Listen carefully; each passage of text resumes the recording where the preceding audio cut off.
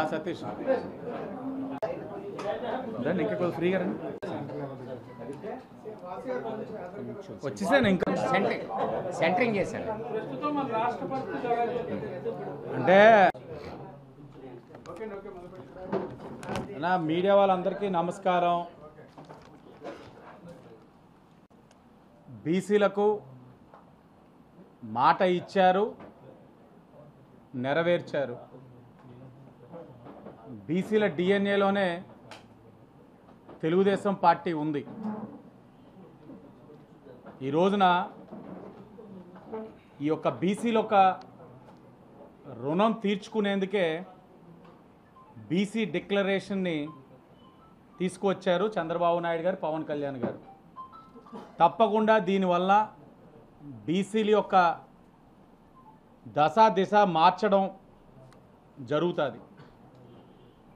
ఈరోజు బీసీల యొక్క ఉపకులాలైన 157 బాధ్యతని, వాళ్ళ యొక్క అభివృద్ధిని ఈ డిక్లరేషన్ ద్వారా చంద్రబాబు నాయుడు గారు, పవన్ కళ్యాణ్ గారు తీసుకున్నారు. ఈరోజు మీరు చూసినట్లయితే బీసీ కులాలకు 50 ఏళ్ళు దాటిన వాళ్ళకి పెన్షన్ అమలు. ఆ పెన్షన్ కూడా 3000 ఉన్నదాన్ని 4000కి పెంచడం జరిగింది. బీసీలకు 5 ఏళ్లలో 1,50,000 కోట్లు కేటాయింపులు.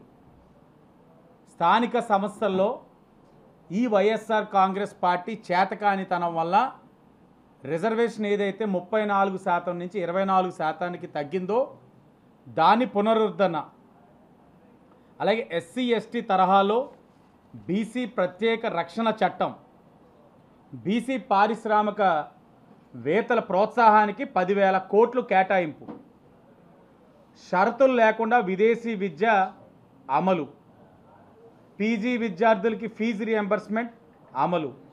ఫీజు రియంబర్స్మెంట్ చూస్తూ ఉన్నాం. విద్యార్థులు ఎంత ఇబ్బందులు పడతా ఉన్నారండి ఈ చేతకాని ప్రభుత్వం వల్ల. తల్లిదండ్రులు అకౌంట్లో వేస్తానన్నారు, వేయలేదు. ఎగ్జామ్స్ టైంలోని ప్రాక్టికల్స్ రాయనివ్వరు, మెయిన్స్ ఎగ్జామ్ రాయనివ్వరు. హాల్ టికెట్ కావాలంటే మీరు డబ్బులు కట్టండి, జగన్ మీకే వేస్తాన్నాడు కదా అని చెప్పి ఆడుకుంటా ఉన్నారు పిల్లల జీవితాలతో. ఆ ఇబ్బందులు లేకుండా మరలా ఫీజు రియంబర్స్మెంట్ తీసుకొస్తాం. పెళ్లి కానుక తిరిగి మళ్ళీ ప్రవేశపెడతాం. ప్రతి ఏడాది కుల ధృవీకరణ తీసుకునే వ్యవస్థల్ని రద్దు చేస్తాం. శాశ్వత కుల ధృవీకరణ పత్రాలు అందచేత. ఇవన్నీ చూస్తే ఇప్పుడు దాకా పల్లకీలు మోసే బీసీలు పల్లకీలు ఎక్కే స్థాయికి వస్తూ ఉన్నాం. అన్న నందమూరి తారక రామారావు గారు తెలుగుదేశం పార్టీ పెట్టిన తర్వాత రాజకీయంగా, సామాజికంగా, ఆర్థికంగా బీసీలు బలపడ్డాం. ఈరోజు ఆ పార్టీ పుణ్యమాన ఒక కేంద్ర మంత్రి స్థాయికి కూడా బీసీలు ఎదగగలిగాం. ఈరోజు మీరు చూసినట్లయితే ఈ ఒక రాష్ట్ర అధ్యక్షులు ఎవరంటే ఒక బీసీ సామాజిక వర్గానికి సంబంధించిన వ్యక్తి. ఈరోజు మా పార్టీ అధినాయకుడు ఏం మాట్లాడాలన్నా ఆయన తరపు మాట్లాడే వ్యక్తి ఎవరంటే ఒక బీసీ నాయకుడు. అది తెలుగుదేశం జనసేన పార్టీ బీసీలకు ఇచ్చే ప్రాధాన్యత. ఈరోజు వైఎస్ఆర్సీపీ పార్టీ వాళ్ళు ఏదైతే ఒక బీసీ డిక్లరేషన్ చూసిన తర్వాత వెన్నులో వణుకు మొదలయ్యింది. ఆ వణుకుతోటి పిచ్చి పిచ్చి మాటలు మాట్లాడుతూ ఉన్నారు, నోటుకొచ్చింది మాట్లాడుతూ ఉన్నారు. వాళ్ళకి అర్థం కావట్లేదు, వాళ్ళు ఏం చేశారన్నది కూడా వాళ్ళకి అవగాహన లేదు. వాళ్ళకి ఒకటే అడుగుతూ ఉన్నాను, వైఎస్ఆర్సీపీ వాళ్ళు ఈ బీసీ డిక్లరేషన్ పైన ప్రెస్ మీట్ పెడుతున్న ప్రజాప్రతినిధిని, అది మంత్రి వేణుగారు కానివ్వండి, లేకపోతే నా సోదరుడు భరతరం కానివ్వండి, ఎవరికైనా ఒకటే చెప్తా ఉన్నాను, వైసీపీ పాలనలో సబ్ ప్లాన్ నిధులు పక్కకి మళ్ళినయా లేదా, వాటికి నువ్వేనా చట్టబద్ధత తేగలిగారా? కార్పొరేషన్ చైర్మన్లు ఇచ్చారు, దేనికి అవి? 4 గీసుకోవడానికి ఆ కార్పొరేషన్ చైర్మన్లు? ఆఫీసులు లేవు, కుర్చీలు లేవు, కేవలం కార్లకు ఆ బోర్డులు. దీనికోసం ఆ కార్పొరేషన్ చైర్మన్లు ఏదైనా నిధులు కేటాయించారు ఏ కార్పొరేషన్ చైర్మన్కైనా? లేదు. తూతూ మంత్రంగా కార్పొరేషన్ చైర్మన్లు ఇచ్చారు, అది కూడా వాళ్ళకి ఏ ఒక హోదా కూడా లేదు, వాళ్ళకి పనిచేసే స్వేచ్ఛ కూడా లేదు.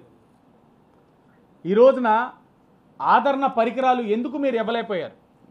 తుప్పు పట్టే పరిస్థితులు అవి ఉన్నాయి. ఆదరణ పరికరాలు మీరు ఎందుకు ఇవ్వాలా? ఈరోజు రిజర్వేషన్ తగ్గించడం వల్ల సుమారు 16,018 మంది బీసీలు పదవులు కోల్పోయారు. ఇది మా హక్కు. మేము ఈరోజు సుమారు 16,800 మంది నా బీసీ సోదరులు సోదరిమణులు మాకున్న రిజర్వేషన్ కోల్పోయాం. దీనికి సమాధానం చెప్పరు ఈ వైఎస్ఆర్సీపీ ప్రజాప్రతినిధులు. ఎంతసేపు మా జగన్మోహన్ రెడ్డి తోపు తురుము అంటారు. అరే నువ్వు పుట్టింది ఒక బీసీ కింద, చచ్చేది అది మా డబ్బే మాకేసారు. మా మీద పన్నుల రూపంలో బాధి మా డబ్బు మాకేసారు. నిత్యావసర ధరలు కానీ, పెట్రోల్ కానీ, గ్యాసులు కానీ, డీజిల్ కానీ, చెత్త పన్ను, ఇంటి పన్ను, నీటి పన్ను అన్నీ మా మీద బాధి మా డబ్బే మాకేసారు. మద్యం మీద కానీ కొత్తగా వాళ్ళు ఏం చేసింది ఏం లేదు. మాకు మా సప్లాన్ కావాలి. పన్నులు తగ్గిస్తాం, నియంత్రిస్తాం, చెత్త పన్ను తీసేస్తాం.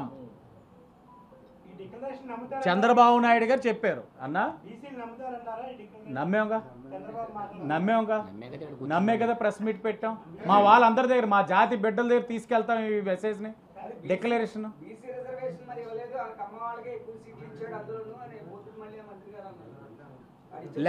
లెక్క చూడమనండి. లెక్కలు తప్పుతా ఉన్నారు, లెక్కలు చూడమనండి.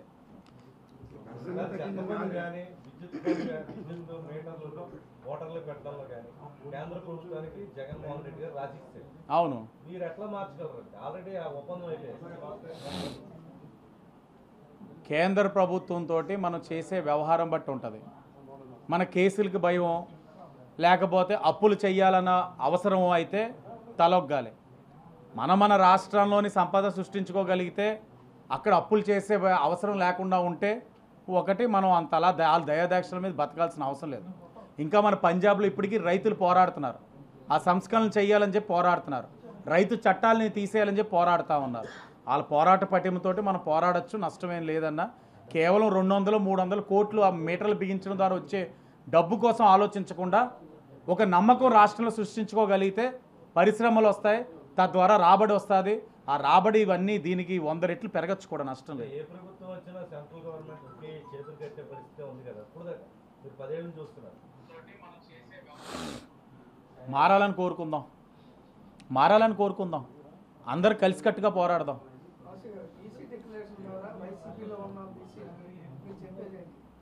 ఒకటే అడుగుతా ఉన్నాం, మారండి, మీ జాతి కోసం పోరాడండి. ఓపుకుంటే జగన్మోహన్ రెడ్డి మీద తిరుగుబాటు చేయండి. మన జాతికి కలుగుతున్న ఏదైతే బీసీ డిక్లరేషన్ ద్వారా న్యాయం ఏదైతే ఉంది చూసి సిగ్గు తెచ్చుకోండి.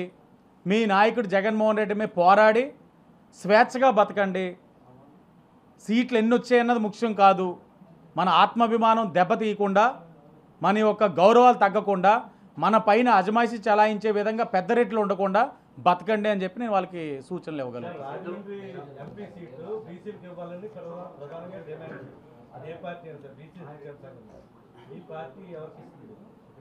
ఒక బీసీకి ఇచ్చి ఈ రోజున ఎందుకు ఇచ్చావరా అని చెప్పి బాధపడతా ఉన్నారు. వైఎస్ఆర్సీపీలో బీసీకి ఎంపీకి ఎందుకు ఓటు వేసావరా అని అన్ని పార్టీల వాళ్ళు కూడా బాధపడతా ఉన్నారు. నేను మరలా చెప్తా ఉన్నాను, బీసీవాడా లేకపోతే కాదా అన్నది కాదు ముఖ్యం. అతను అందరినీ హక్కును చేర్చుకొని అందరి కోసం పోరాడగలుగుతాడా లేదా అన్నది చూడాలి. ఎవరికి ఇచ్చినా మా యొక్క హక్కుల కోసం పోరాడే వ్యక్తి అయితే భుజం మీద పెట్టుకుంటాం. ఈ అబ్బాయి భరతరామ్ మంచి అవకాశం, దశాబ్దాలుగా ఎవరికి రాని అవకాశం వచ్చింది. ఆ అబ్బాయి సద్వినియోగపరచుకోలేపారు.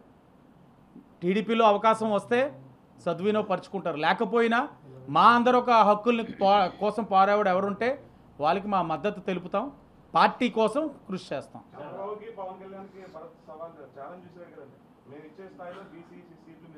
ఎవరన్నా మాట్లాడేది అన్నా, ఆ సినిమా స్టోరీలు తగ్గించమనండి అన్న.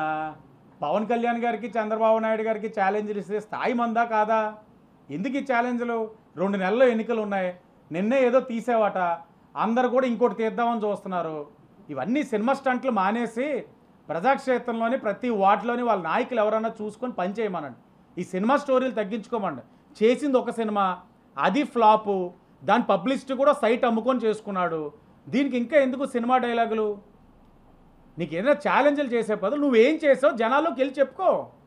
ఎన్ని కార్పొరేషన్లు తెచ్చావు, కార్పొరేషన్ ద్వారా నిధులు ఎన్ని తెచ్చావు, దానికి చట్టబద్ధత ఇచ్చేవా లేదా సబ్ ప్లాను, తద్వారా ఎంతమంది లబ్ధి పొందారు, ఇవన్నీ వెళ్ళి జనాల్లో చెప్పుకోకుండా మీడియా ముందు మాట్లాడానా, నా పేజ్ ఎంతమందికి వచ్చింది, ఎంత బూస్ట్ చేసుకున్నానో, ఎన్ని లైకులు వచ్చినాయి, ఎన్ని షేర్లు వచ్చినాయి, ఇంకా ఇప్పటికీ ఇదే మారమని చెప్పండి అన్న. మార్నింగ్ ప్రెస్ మీట్ లో చెప్పు చూపించాను తప్ప కొడతానని అనలేదు, లేపే చూపించానంటే వాళ్ళు అపార్థం చేసుకున్నారంటారు. ఏదేది ఎలాగన్నా చెప్పు చూపించాడా? చూపించాను తప్ప కొడతానని అనలేదు, వాళ్ళేమో చూపిస్తున్నారు. బెల్ట్ ఎందుకు చూపించాడు? ప్యాంటు జారిపోతుంది, బెల్ట్ టైట్ కట్టుకోమని చూపించుంటాడేమో సత్యనారాయణ గారు.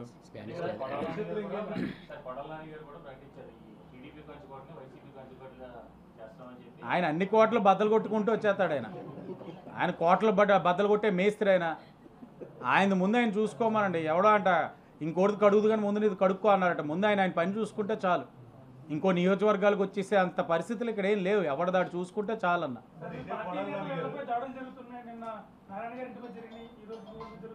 జరుగుతాయి అన్న, అన్నీ జరుగుతాయి. ఓటమి భయంతో ఇంకా ఎన్నైనా చేస్తారు. దానికి అందరు టీడీపీ వాళ్ళు సిద్ధంగా ఉన్నాం. ఇంకో వారం రోజుల్లో కోడ్ వస్తుంది. కోడ్ వచ్చిన తర్వాత అసలైన ప్రజా తీర్పు ఎలా ఉంటుంది అన్నది వాళ్ళ కళ్ళతో చూస్తారు. ఓటమి భయంతో ఇంకా చాలా చేస్తారు. కొడాలి నాని గారు జూనియర్ ఎన్టీఆర్ తొక్కేయడానికి చాలా కుట్రలు జరుగుతున్నాయి. ఇప్పుడు కనుక తెలుగుదేశం మళ్ళీ వస్తే ఇంకా తొక్కేస్తారు. కావున అన్న జూనియర్ ఎన్టీఆర్ హ్యాపీగా RRR మూవీ తోటి మంచి సక్సెస్ రేషియోలో ఉన్నాడు. ఆయన సినిమాల్లో ఆనందంగా ఉన్నాడు. ఆయన తాతగారి పార్టీని కాదని ఎక్కడికి పోడు. కొడాలి నాని కానీ జగన్మోహన్ రెడ్డి కానీ వీళ్ళందరూ కుటుంబాల మధ్య చిచ్చులు పెట్టే రకం. ముందు జూనియర్ ఎన్టీఆర్ని తొక్కేయడం పక్కన పెట్టి షర్మిలాని ఏం చేయబోతున్నాడు జగన్మోహన్ రెడ్డి, కొడాలని అడగండి. మా నాన్ని చంపేసాడని చెప్పి మాట్లాడుతున్న సునీత గారికి ఏ విధంగా న్యాయం చేస్తారో అడగండి. ఆ గొడ్ల వేట ఎవరిదో కొడాలి నాని గారిని అడగండి. ముందు అది చూసి నేను అన్నాను కదా, ఇంకోళ్ళకి అడిగే పోదు ముందు ఆయన కడుక్కోమను. సునీత గారు అలాగే షర్మిల గారు ఎవరో కాదు కదా, వైఎస్ కుటుంబ సభ్యులే కదా, మన ఇంటి ఆడబిడ్డలు, వాళ్ళ ఇంటి ఆడబిడ్డలు. అది చూసి దాని తర్వాత మా జూనియర్ ఎన్టీఆర్ కోసం ఇంకెవరి గురించి అని తర్వాత మాట్లాడదు కానీ వెళ్దాం అన్న ప్లీజ్. Thank you.